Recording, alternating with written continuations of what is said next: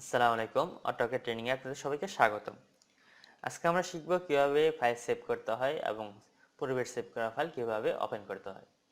File কয়েকভাবে save করা যায়। এখান থেকে আমরা ফাইল সেভ করতে পারি। এখান থেকে এই ফাইল সিম্বলে ক্লিক করেও আমরা ফাইল সেভ করতে পারি, অথবা কন্ট্রোল এস এর মাধ্যমেও ফাইল সেভ করতে পারি।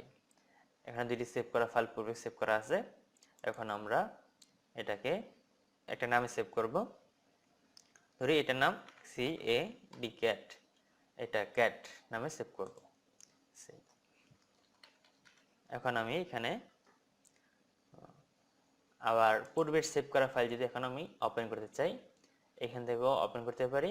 ওপেনে ক্লিক করলো এখান থেকে একটা সিলেক্ট করে ওপেন করা যায়, অথবা কন্ট্রোল ও দিলেও এই অপশনটা আসবে। এখন আমি এখান থেকে পূর্বের যে কোনো একটা ফাইল ওপেন করতে হবে। আমি এই ফাইলটা ওপেন করতে হলে ডাবল ক্লিক করতে হবে, অথবা